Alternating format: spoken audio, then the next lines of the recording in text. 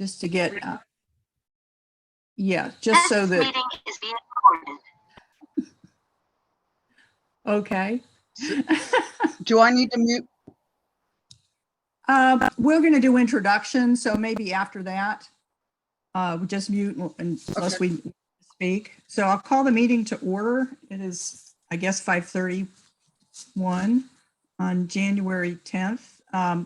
This is, as Kathleen said, this is just a workshop, so we cannot vote on anything. We maybe by next month we'll be in a position to meet in person again. Who knows? I mean, maybe another variant or something. Who knows? But at any rate, thank you for joining us. How many times have we all said that? Maybe next month, but who knows? Maybe next month. Yeah, it's like we've gone back the other direction. But so welcome back from the holidays. I hope you all had a really great, relaxing holiday. So we're ready to get back to work. And we can't vote on the agenda or minutes, but if you've seen anything on the minutes that you just want to let Kathleen know about right now, that she can go ahead and correct. So when we can vote on the minutes, those corrections will already be made. Anybody see any additions or corrections to the November minutes? No? Okay, then next time we have a quorum, we'll vote on those. The agenda, does anybody want to add or change anything on the agenda? No. Okay. Okay, Motion. as is? No. Okay, no, can't vote. Okay, I'd like to welcome our, where'd she go? Yeah. Did we lose her? Kathleen, did we No, lose? Ms. Grant, No, I'm Yeah. I here. see her. Linda is there. Okay, I need to expand my little box of people here. There we go. There's Melanie's here too. Okay, except when I do that, Okay. I kind of cover half the faces, but anyways, we welcome our newest member. Is it Garlenda? It's Galinda. Galinda. Yeah, it's not spelled like it's pronounced. Okay, I was wondering about that. Garlinda Green Grant. Yes. Would you And the like to green just? has an E on the end. Okay, gotcha. Could you just tell us very briefly what your interests are in history? What you My bring to the interest- table? Of course, you know, African American. My family, both sides come from, you know, very large, I have a very large family. I've done some research and yeah, we came down with that bunch that came down from South Carolina. My father's side came from Camden and Oh. my mother's side came from Winnsboro, South Oh, okay. Carolina. And both sides of my family have been on our property. The green side is longer, that's in Jonesville, and been since 1878. And my mom's side since 1901 on our property. So I am enjoying like doing genealogy, trying to trace us back to, you know, our slave ancestors and where they were and how they came down and stuff like that. So That's did. fascinating. yeah. So genealogy mainly is what I've been doing recently, but I just enjoy all history really, especially, well, mainly American history. And as it involves African Americans. Okay, that's wonderful. Wonderful. Mhm. Thank you for applying and You're getting welcome. appointed and everything, and we look Well, forward thank to you. working with you. I guess the other members can give maybe a one sentence summary of what your involvement with history is. I'm the president of Historic Hale Homestead, and I do a lot of transcription of ancient records, Alachua County ancient records. Gwen? I've read a lot of the ancient records and it got me extremely curious. I actually have a background in anthropology and archaeology, and my area of interest are all our indigenous people that lived here in this area, as well as the history of Florida. Okay, thank you. Ashley? Hello, yes, I'm Ashley Wood. I'm from the Wood Evans family of Evanston, have certainly been interested in the history of this location. I've also done extensive reading both in national and world histories and enjoy it to no end. It's really interesting to me to know as much history as I can certainly cram in my lifetime. And I've served on this commission for, I think, about 25 years. I think Melanie maybe has a few years on me, but the two of us have been cornerstones of this commission for a long time. Okay, thank you. Caitlin? Hi, I'm Caitlin. I'm a relative newcomer to Alachua County. I've been here for about 6 years. I'm the executive director of the Matheson History Museum downtown, and my areas of research and interest tend to be whatever our patrons are looking for information about or whatever the next exhibit is. I don't have a ton of time to do research on my own. So that's kind of where I get sent. Okay, thank you. Charles? Can you hear me? Yes, we can hear you. Yeah. We just can't see Okay. you. My voice is going to hell. I'm interested in history. I'm a docent at our museum in Micanopy, and I find meeting people who come to the museum fascinating, and I have conversations with everyone that I can get to talk about history. Okay, thank you. Mike? Mike Mike. O'Loughlin. Yeah, Right. Mike O'Loughlin. Right, there are two of us now. Right. I am Yankee, moved down here a few years ago, but I lived in Gainesville in 1983 and then got interested and remember old Joe in front of the courthouse, some of the attitude, how it was different back then on history. And I'm interested in just seeing what happens and putting my own 2 cents worth in. Railroad history especially I'm interested in. My dad years with the railroad up north, so I have quite a few artifacts there and knowledge of railroads. Okay, thank you. Melanie? Can you hear me? Yes. Okay. So my master's was in urban regional planning with an emphasis on historic preservation. So I got involved with history through architecture and became a member of the Pleasant Street Historic Society in 1984, which was created to preserve the Black Historic District, and been very involved with researching Black history since then. I write state historic markers. My first state historic marker was on Josiah Walls, our first Black congressman, and I wrote that in 1989. I did serve on the Historical Commission with Ashley's mother, so I do remember her. And just very involved with history, do a lot of research and write markers, and also volunteer in Micanopy. And I also want to mention that Charles Horn was a reenactor with the Micanopy Seminole. They wear uniforms and reenactors, the Seminole War reenactors. Okay, thank you, Melanie. Michelle? Hi, I'm Michelle Seitzmeyer. I have a master's in history. It was focused on early modern women in Upper Austria. So not necessarily local to Florida, but my interest in local history is more sort of personal and pursuing one of the reasons I wanted to join the Historical Commission. So. Great. Thank you. The other Mike Hill. Sorry, can you all hear me? Mike, we Yep. can hear you. You can or can't? We can't We hear can. you. We can't see Okay. you.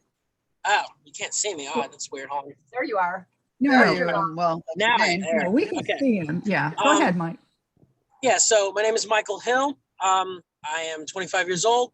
I've been a historian for probably about the last 7 years now. And, really kind of, I guess you could say a colleague of mine introduced me to this board. And ever since then, I've been just trying to learn as much history as I can, and want to teach people about the past because it's a great thing and it teaches you a lot. Okay, So I'm here. thanks. Mhm. Thank you. And last but not least, unless I need to widen my screen again, is Dan. Could you please give us a brief summary of your interest in history? Yeah, hello everybody. I'm sorry I had technical difficulties and I can't make my video work, but it's great to be with you all nonetheless. We moved to Gainesville from Baltimore when I was probably 7 or 8 years old. And ever since then, I've loved this town. I've loved our county. And now that I'm back here with my wife to raise our kids here, I find it very centering to kind of know where we've come from so that we can know where we are and so that we can know where we're going. And so I'm a big fan of history, and I find it really enjoyable to learn more about, what's happened here in our town and our county. So thank you. Great. Thank you. I think I covered everybody. If I didn't, please speak up. I don't see any citizens. Kathleen, are there any citizens on the phone or anything? I see Michelle Rutledge. Someone just joined is what I'm showing. Yes. Michelle Rutledge. Okay. Michelle, did you want to address the commission?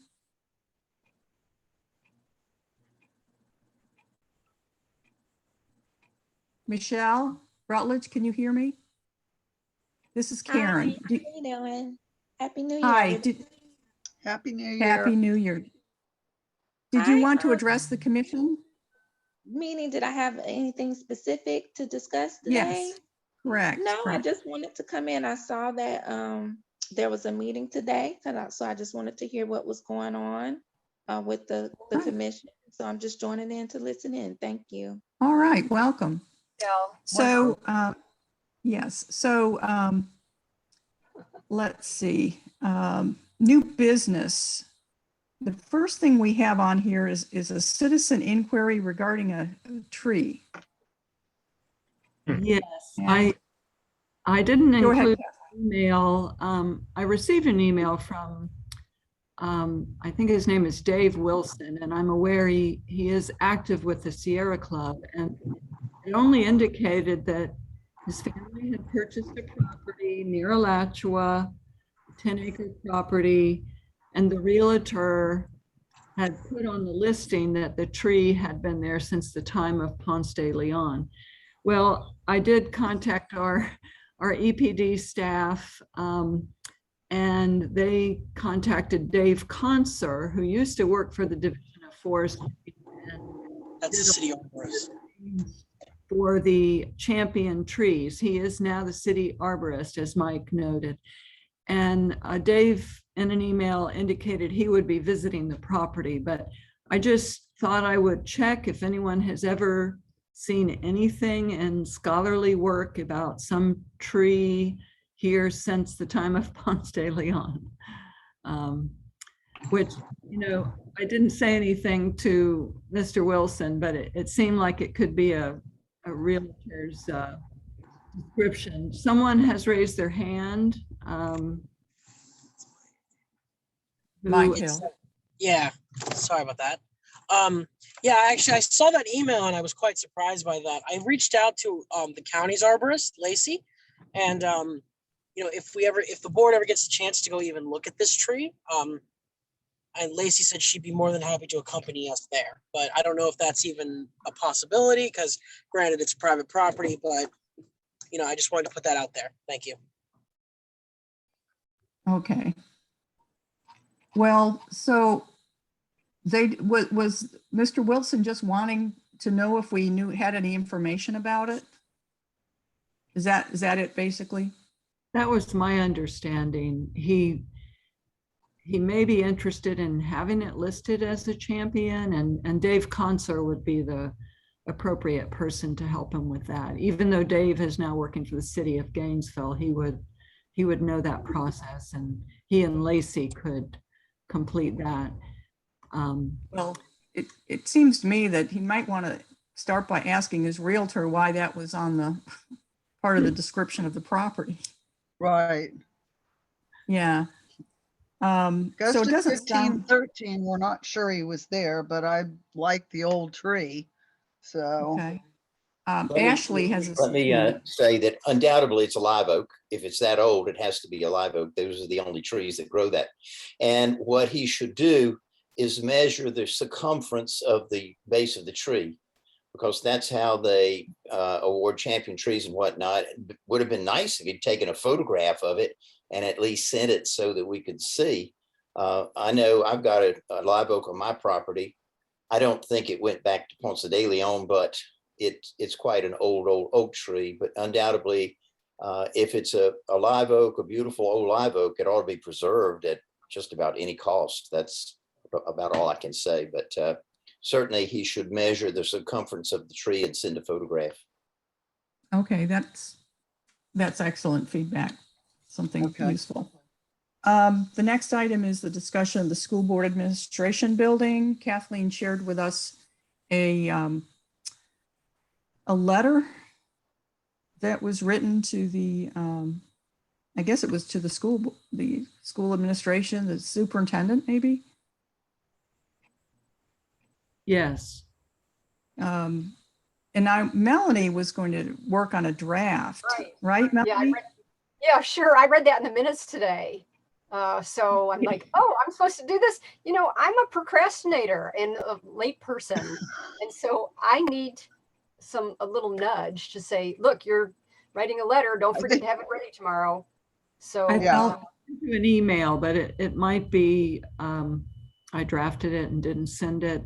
yeah, I didn't see anything. yeah, was that part of the 9 things in the attachments? No, I didn't write the letter, which The I was letter supposed to from do. the I just historic discovered that today when I was reading the email from Kathleen and all the attachments. Well, you've got it in the minutes now, in November minutes. I saw Yeah, that. so you might want to cut that out and I printed them. marker on it or something. Yeah, there Yeah, you go. exactly. So I printed them, and when I go through and read them in print, then I'll see it and I'll make a note. Okay. But I'm a procrastinator and a late person. It's just how I am. Deadlines now. Does anyone else have anything to say about the letter that was written? Recommending that they try to keep the building. I'd just like to say that I was delighted to see that letter, because it's coming from the preservation people with the city. And at least this is a step in the right direction, so that the county school board doesn't sell that property and the building and somebody come along and tear it down. Because like Right. I said in the last meeting 2 months ago, that's an extremely valuable piece of property. And I know lots of developers will have their eyes on it, but to be able to preserve that building, what a unique history it has in the county. So at least this letter was a step in the right direction. Melanie, you could easily mold your letter along Yeah. what's been said in that. Right. At least somebody has already started the process. Right. So Yeah, I was I'm glad to do I'm that. really happy to see that. Okay. Yes. That's Anybody got else? that has a nuclear, a basement to hide in from the nuclear war era. I don't know if you know that, but interesting historic tidbit. Thank you. Karen, It's multi-level, which makes it hard to use it today because of Okay. elevators. Okay. Somebody was saying my name. They wanted to say Yeah, something. Mike. it's me, Karen. Mike.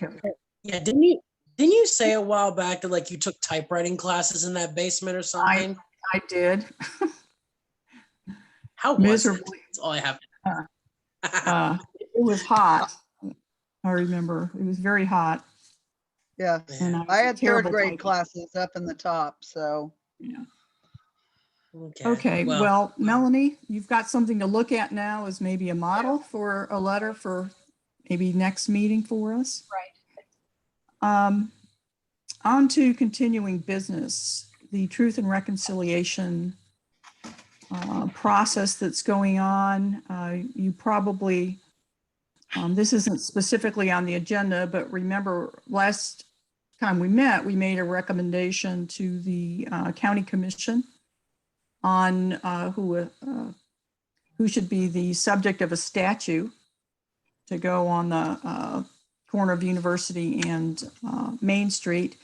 And we basically had the same three choices as the steering committee for the Truth and Reconciliation, the Community Remembrance Project. So the county commission chose Dr. Patricia Hilliard Nunn. And she was a friend to many of us. And I was very pleased to see that and looking forward to having her statue there. Another thing that's coming up. It's actually, Karen, it's not going to be of Tricia, it's a bird. Oh, the Sankofa bird? Right. It's Yes. not going to have her at all on that. It's just the bird. Yeah, I thought her name was going to be on the plaque that explains about the bird and her relationship to it. That's probably likely, but at the same time, it's not a statue of her. It's a statue of a bird. They're going to spend up to $100,000 on this. And none of us Wow. voted for a statue of a bird. And in fact, I talked to someone on the City Arts Commission or whatever their title is, and they didn't recommend a bird either. And they're not thrilled with this. Well, So you know, as you know, Tricia, she's was very humble. Right.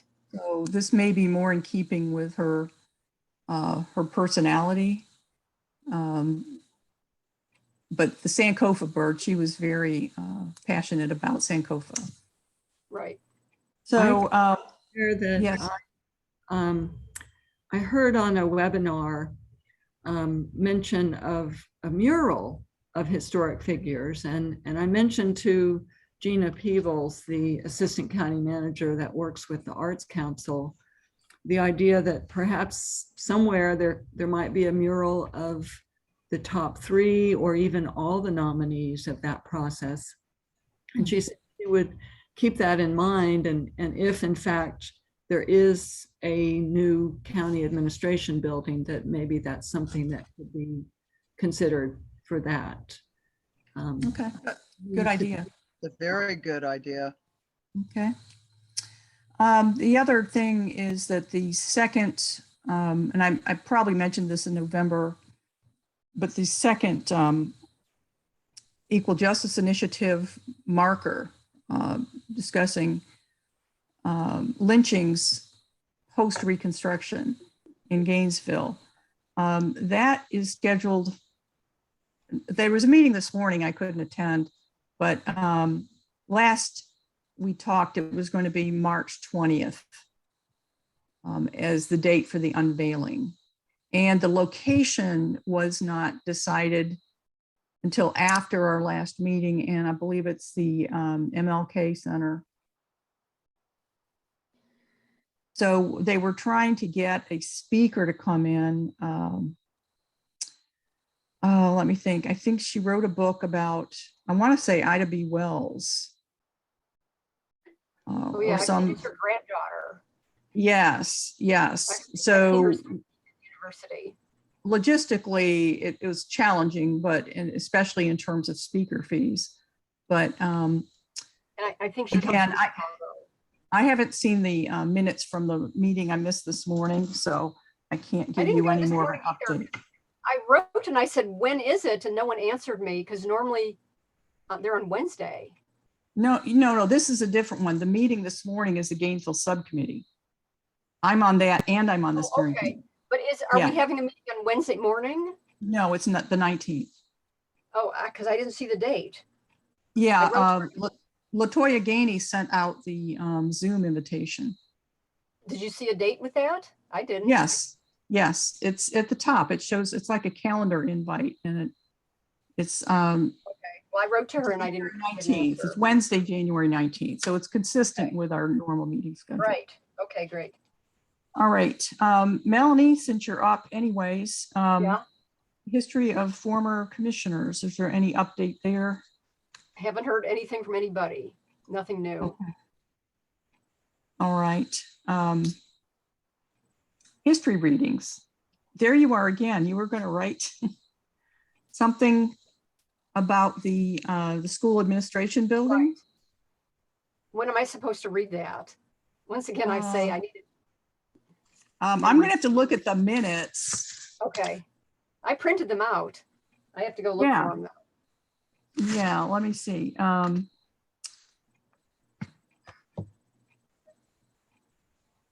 History readings. It doesn't say. Specify the schedule.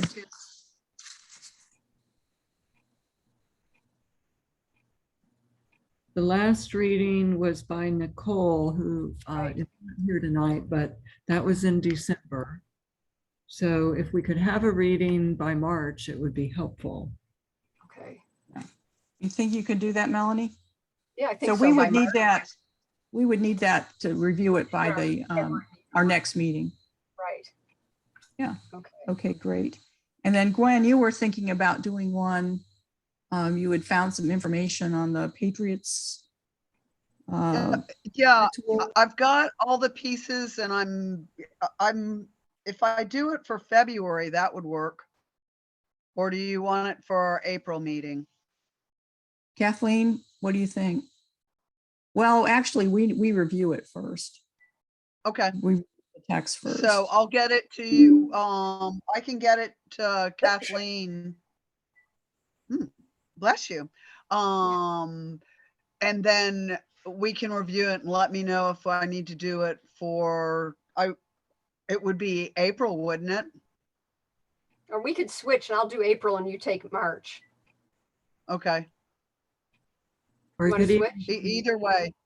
it could be March and May, Yeah, put some space in there. and June. Okay. Because they have a break in June.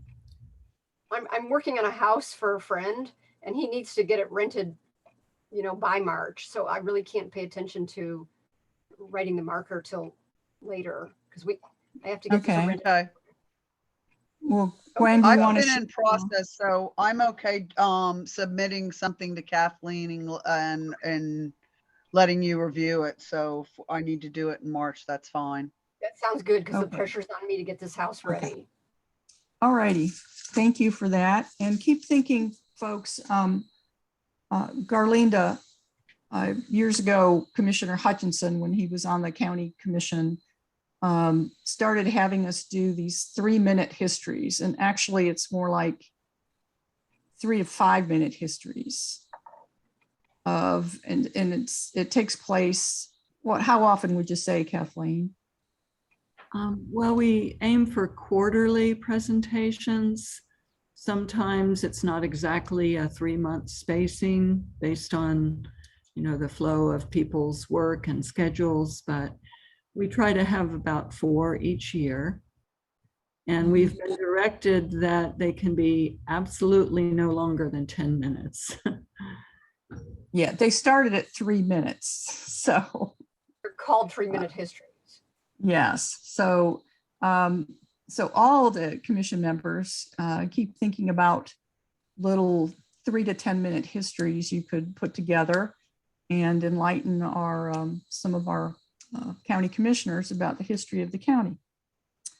Wonderful. So state historical markers, Kathleen's got on here the St. Augustine Episcopal Church. Now you've got a note about Mike Hill having.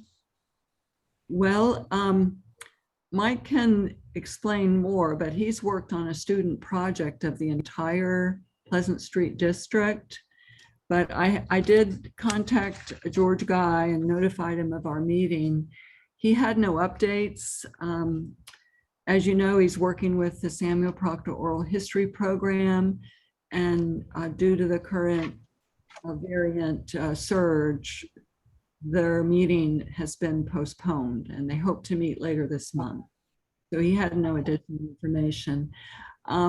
Mike had hoped to work on some beautification of the building, and we had to ask him to pause. In fact, he had been communicating with the manager of the current use, but the building is owned by the Episcopal Diocese, and we haven't yet heard what that request to paint the building whether that will be going forward or not.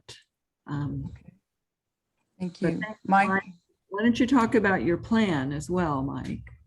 Yeah, okay. So I took a course called neighborhood planning last semester, and my professor allowed us to pick the neighborhood, and of course I picked Pleasant Street because I know a pretty decent amount of information on Pleasant Street, and so I wrote a neighborhood master plan, and so that's one of the files that is attached to the agenda.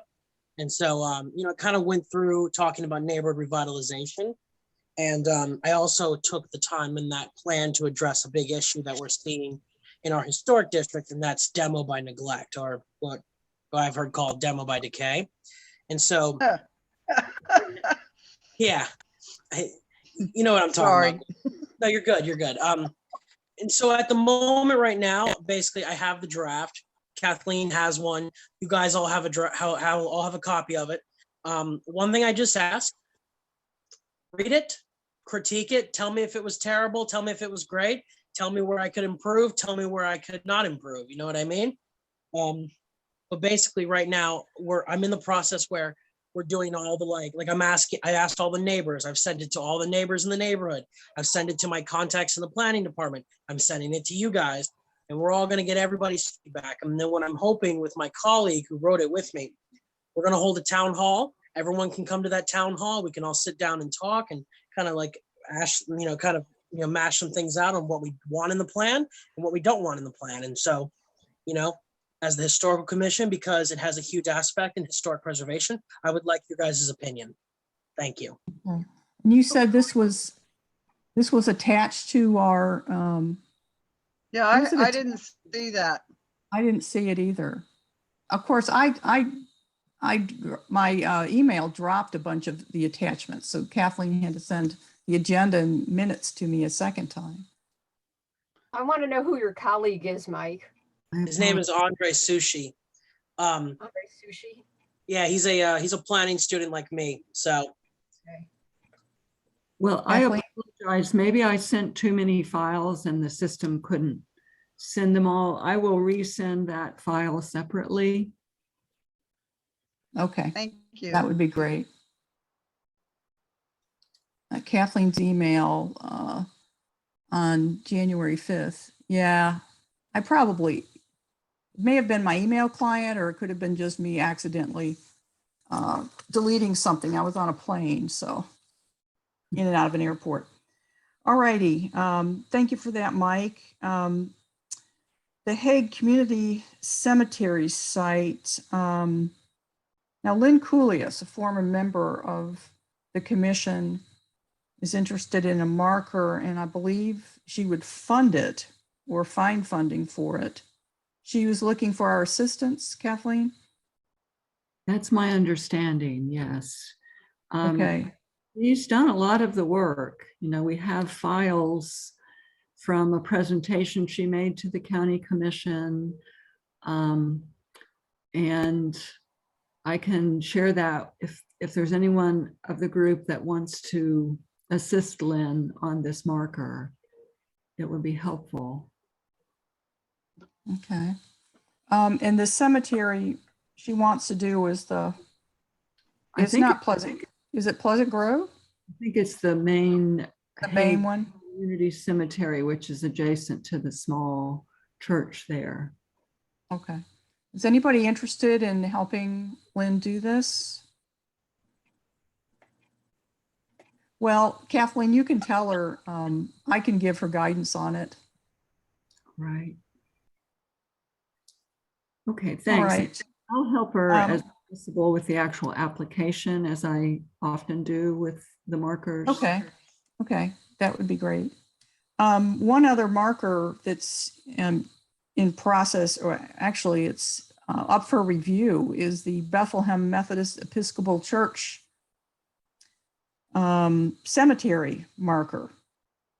There was in fact, I wrote it, and it is going to be reviewed by the State Marker Council at their next meeting on February 16th. And it will be funded by the Florida Public Archaeology Network. Oh, so good. They're also getting the organization one of them that I belong to, the Bethlehem Methodist Episcopal Cemetery Restoration. We call it Beam Pro. They also, the group also raised funds to have this big monument installed at the cemetery site. It's not an active cemetery anymore, but the monument will have the names of some of the earliest burials there. It has quite a few names on the list because I've had to proof it several times. So, so there will be a big event eventually with the monument unveiling as well as the marker unveiling. Historic. Something in terms Yes. of markers, in terms of Yes. historic markers. Okay. The Women's Club's marker had the marker unveiling ceremony on November 14th. And I don't know if anyone's driven by it. It's standing there on the south side of the road in front of the Women's Club under a big tree. So it's not as easy to see, but because there's another banner in front of it, you could say. But the marker's there, still standing, and it looks beautiful, and it was pretty well attended ceremony. Okay, thank you. But it's, I guess it's the newest one in Alachua County. All right. Well, I'll have to go take a look at it. Karen, I wanted to ask a question. Sure. Do we have information, and is the Melrose Cemetery on the site file? The Florida Master Site File, is that the cemetery in Alachua County? Or I believe so. I'm pretty sure it's in Melrose. It's right on the corner of 26 and 21, and now it is obscured by the boat. There's a boatyard. You used to be able to see the cemetery from the corner, but you cannot anymore because there are lots of businesses. There are a lot of Melrose founders and stuff that are all buried out there, but I know it is a private cemetery because Mary Greathouse from the Grady Greathouse's wife, she was just interred there this weekend. I've got the So I list wanted to- of cemeteries on the Florida Master Site File for Alachua County. The problem is it's in order by site file ID number. That may So- be in Putnam County if it's at the Yeah. near the intersection of State Road 21 and 26. Yeah, I just Right, briefly I know. looked under location and I don't see anything that says Melrose. But that's not the be all and end all. Some of these Okay. cemeteries are, I Aren't know they I've named done after- one. I've done one submission for a cemetery in Waldo. And it's called the Waldo Community Cemetery. Okay, except that years and years ago, it got on the master site file as the US 301 cemetery. So when the That could archaeologist, be anywhere. yeah, so when the archaeologist, you always have to check master site file, and Nigel Rudolph from FPAN looks it up for me. You know, there was no Waldo Community Cemetery on the list. So I Okay. went ahead and submitted it. Well, it turns out to be on the list is the US 301 cemetery. So my submission was added as an update. Okay. So that was good. All right. I also- Go ahead. Some of Yes. Bobby Ruth's family, Bobby Ruth, Powell, Soto family are also buried in that same cemetery. Well, I guess we need to figure out what county it's in Okay. and then go from there. Because the Okay, lists thank are you. kept by county. Okay. So historic cemeteries, we've been following the Abandoned African American Cemeteries Task Force for a while now. And I watched the last couple of meetings, and they did a final report dated December 17th. And they had recommendations. And the Senator Cruz from Tampa, as well as Representative Fentress Driscoll from the Tampa area, they each submitted a bill, the same bill, which would put the recommendations of the task force into Florida law. So the main recommendations they came up with, they broke this into one area, identification and protection. And they also wanted to expand the terminology from just abandoned cemeteries to abandoned, neglected, lost, forgotten, stolen, and erased African-American cemeteries. Stolen and Oh, what? good. Erased. Erased. Yeah, like Zion Cemetery in Tampa was basically erased. Yeah, there. Weren't there also some other points about disinterment and those kind of issues? They had a Moving of number the of, there's like 3 pages of these things, but just to give you I mean, you can go to if you Google on the task force for abandoned African-American cemeteries in Florida, maybe later Kathleen can send out a link. They have a webpage and it's got their final report on there. But to get information about, well, Senator Cruz and Representative Driscoll submitted legislation. So the Senate bill, if you follow these things, the Senate bill is Senate Bill 1588. And the House bill is House Bill 1215. So there was the expansion. It talks about a statewide policy about supporting reasonable non-invasive searches of unrecorded African-American cemeteries and burial sites. Another big thing was to create an Office of Historic Cemeteries staffed with 3 full-time employees. Wow. That's a big budgetary thing, of course. And it has a lot of detailed recommendations about, serve as a nexus for recording and updating records of cemeteries established at least 50 years ago within the Florida Master Site File. Another recommendation was to create an advisory commission on African-American historic cemeteries, part of the Division of Historical Resources. Oh, this one is a good one. Amend Florida Statute 497 to broaden the list of legally authorized persons who can make decisions regarding the treatment of graves to include a representative community group if a direct or lineal descendant cannot be identified. Because what they do now is they just maybe put, like for instance, in the case of moving bodies, they had to put something in a reasonable attempt to find descendants. But then they put something in an obscure newspaper and that covers it. So this is going to tighten up on that type of thing. Okay. Also, to modify a different Florida statute, 704.08, to include permission for legally authorized person that I just talked, for instance, that I just talked about, to access private property with appropriate notice to the property owner if credible evidence supports the existence of a cemetery on, underneath, or adjacent to the property. And then the term credible evidence may either be defined in Florida statute or by rule. Then there's an education part. There'll be proposing a grant program for research in African-American cemeteries.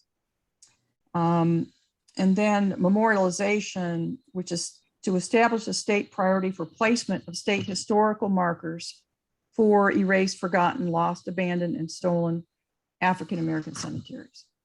So there's much more than that. Those are just the highlights. And Senator Cruz and Representative Driscoll didn't waste any time writing up bills to be submitted to the legislature for this session. Okay, so again, I think Kathleen can send you all a link to the task force's webpage. And then the information on the Senate and House bills I found just by doing Google search, basically. So that'll be something to keep an eye on. And Okay. it will be good to see that, I mean, the task force had a very short window of time to come together because it was a large task force. And their recommendations were due to the legislature on January 1st. So they actually finished up ahead of schedule. Okay. Anything else on historic cemeteries? If not, we'll move on. Let's see, I think on the Cuskawilla exhibit, we're on F here. We created a subcommittee last meeting of Nicole and Gwen. Gwen, is there any update on your work? I've been working on it. I have a lot of the stuff. I'm also working with Cynthia Holland. But I'm not done with everything, but I am in process, and I have found a bunch of information and things are linking up nicely.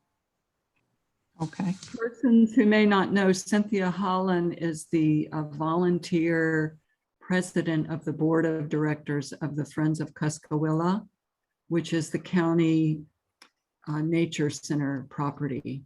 And for Marlinda being new, we are working to give some research on the indigenous people's history for that. They're planning to build a small exhibit.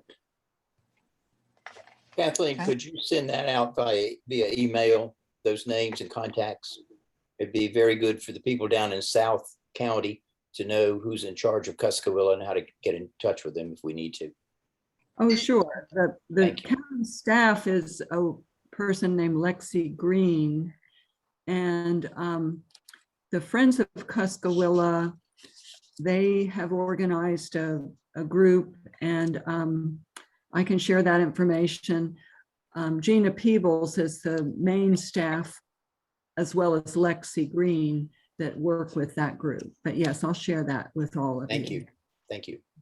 Thank you. Ashley, I would love your help on all the information about the camp in its earlier history. I know Kathleen had sent us something from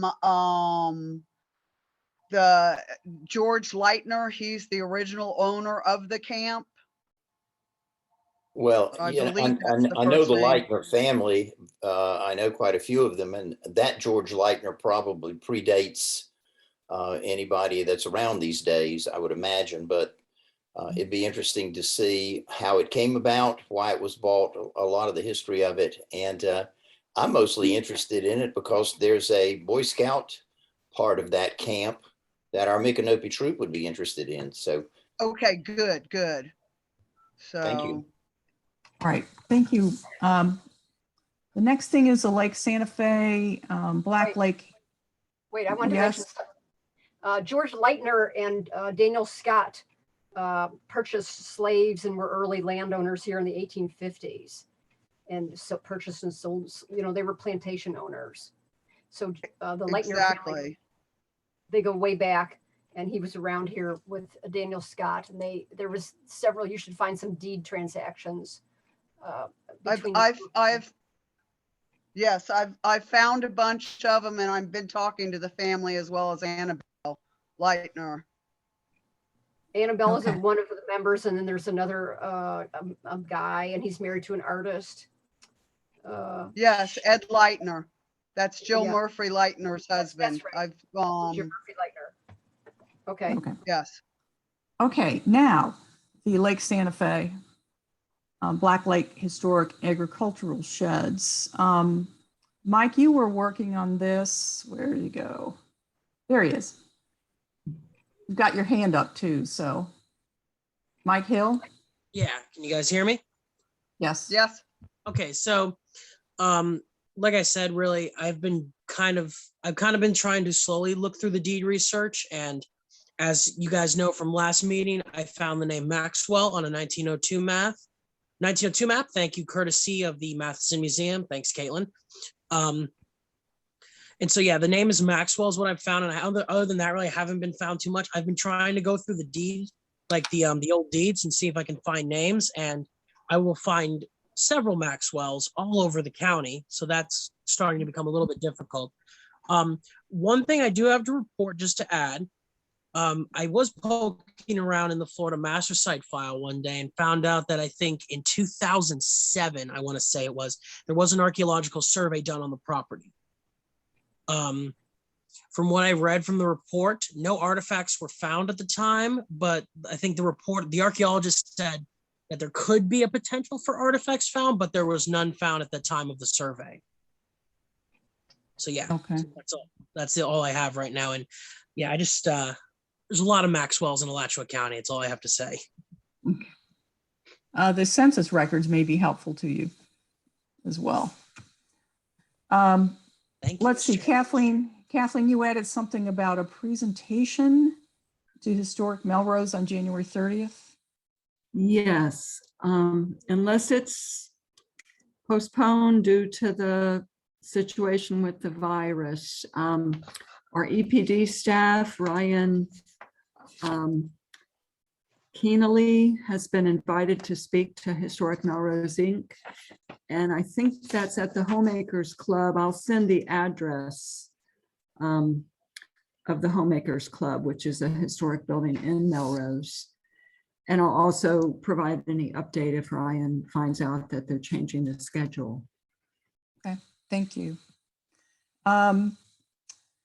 Next section is announcements, and this is Kathleen.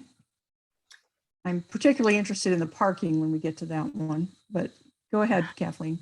Well, I'm very happy to report, and this could have been mentioned during the historic markers, but several markers, the two markers that Carolyn Traxler T-Strake worked on have been approved and fabricated. They were delivered just before Christmas, so they're on site, and we'll find out when a dedication is planned. But she worked very diligently, and the final delivery got a little complicated, but it worked out fine. Okay. In terms of the parking changes, I know that if you will put the app for the city parking garage into your personal phone, we can provide a code that would allow you parking. I've followed some of the news reports recently, and Lot 2 will be free, but I think that might be over near Pleasant Street. I'm not quite sure the location of that lot yet. It's certainly not the most convenient option. And I think the spaces along the street will be $1 for 2 hours, which would probably suffice for our typical meeting, but I don't think we can give you the code to reimburse you for that cost. I think it would only be the parking garage, but I'll verify that. And that parking garage would be the southwest garage over the Volta Coffee, if you know where that's located. Kathleen, why do people need to pay for parking at night? The city is changing their parking system, Melanie, and I think parking enforcement will continue until 8 p.m. now. That's right. Yeah, there's been some general media, I think, on the WCJB TV news, it was reported. So I wish it was simpler, but Park at my house and we'll walk there. It's a lovely walk from the Matheson as well. True, the Matheson, Thelma Bolton. Yeah, that's true. Well, by my house, we can walk. Mm-hmm. I walk every time. But there's closer options. My credit union Mhm. the Chamber of Commerce building. Well, maybe before our next meeting, if it's in person, we could, Get us Kathleen, you could information. put some options out there. Yeah. Yeah, I'll find So, out, yeah, what to I'll do. get in writing the options about the city parking garage and what you need to do. I know we can provide a code, but I think you have to have the app. And I can understand if you don't use that garage frequently, you may not want to use an app on your phone, you know, things take up space and so forth, but Well, Alrighty. what about the City Hall lot? I guess they're gonna, since that's already got meters, the City Hall lot. That's got meters. And in front Still of, pay, yeah. yeah, to pay. And then up and down Northeast First Street, there are meters there. I I can't, think they're all We under want the that free. passport program. yeah. The app is maybe called Passport. I didn't put this on the agenda, but I have seen, and I have not discussed with anyone else, but I've seen via social media that it's possible that Santa Fe College will no longer hold the Spring Arts Festival. Ooh, What? yeah, that'd Wow. be terrible. Who Why? shared? Eleanor Blair shared that information. That's right. What I understood is that they could not find someone to hire to be the administrator. That doesn't and make sense. It seems to That me doesn't make, maybe they need to increase the salary or partner if they don't have the funding, you know, find some way, because it's such a critical event for not only the artists of our community, but for organizations that rely on the exposure of their booths and so forth. I think the Spring Arts Festival also has those nonprofits. Is that right? Or is that mostly the Just downtown? food. They don't have booths like Downtown Art Festival, but they do have food vendors that are nonprofits. Okay. But still, that brings people to downtown. It's been, I yeah. remember when it was at the Thomas Center. It was a little. That's when we tiny- started. I believe it goes back to 1969 or 68. I don't know about the 60s, but for sure the 70s, early 70s. My know about- mom helped start it with Barbara Kirkpatrick. Oh. But I think definitely the first year was 1969. That's my recollection too, Ashley. Because Serenette and I were just married and she actually showed in the first show. She was doing macrame and fiber arts. Okay. You could drink beer out on the street at that time. Wow. I remember going in 70. I have pictures from it. I actually have little square 3x3 pictures with Instamatic film Oh, that's hilarious. from those artists. okay, thank you. Is there anything else, Kathleen? Maybe I'll try to talk with Gina Peebles and or Yeah. Russ Lean to find out what they know, be a little more informative, and whether a community petition might be considered. I can mention that county staff are talking with the FDOT regarding the Scenic Byway program, and some kind of meeting will occur, but not in the immediate future. It will be a few months from now, and I'll know more information. Trying to have a way to work with FDOT on an ongoing basis and continue the partnership for that program. Okay. Thank you. Member announcements. We generally ask you to get those into Kathleen before the meeting so they can be printed on the agenda. But does anyone have part of an organization that has a quick something to add that's going on in their organization coming up, an event maybe? No? Yeah, if I guess- could just jump in for a second. Yeah, We please. have a new exhibit that will be opening at the Matheson in a couple of weeks. It's called, hold on, let me pull it up because I always forget exactly what it is. But this exhibit is focused on Black Thursday and civil rights at the University of Florida. We have an intern who's been working on this exhibit. It was the topic of her undergraduate research thesis at the University of Florida. So that'll be opening tentatively right now on February 2nd. It was originally scheduled to open next week, but with a variety of COVID exposures, we have postponed it slightly. Okay. That's the update here. Thank you. Anybody else? All right, then our next meeting is scheduled for February 14th. If there's a consensus, we could try to move it. I don't ever do anything on February 14th. To me, it's another Monday. Well, you know, after 47 years, it's, you know. It doesn't mean Right, anything. right. Yeah, we I'm get, hoping I'll be done with our chocolate stuff by then. I'm hoping that they'll have everything they need from Saturday market on the 12th. Are we going to discuss at all the Florida Humanities funding? no, she sent, Kathleen sent that as an informational thing. Okay, good, good. Yeah. Very that's good. just- Thank you very much. Yeah. So does somebody feel strongly about moving the meeting? Oh, you can get out at 6:30. It's time that you can go out after that. Yeah, okay. So we all okay with leaving it on February 14th? Yeah, if Yeah. people are downtown, they can go to a downtown restaurant, just walk over. Well, there you go. Okay. All right then.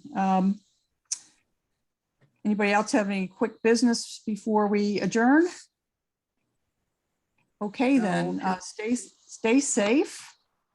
Hopefully things will improve so we can Doesn't go look back to good. having the in-person, mostly my- in-person quorum My meeting. sister has COVID. Two of the Duck Pond neighborhood distributors have COVID. It's so common now. It's unbelievable how contagious this one is.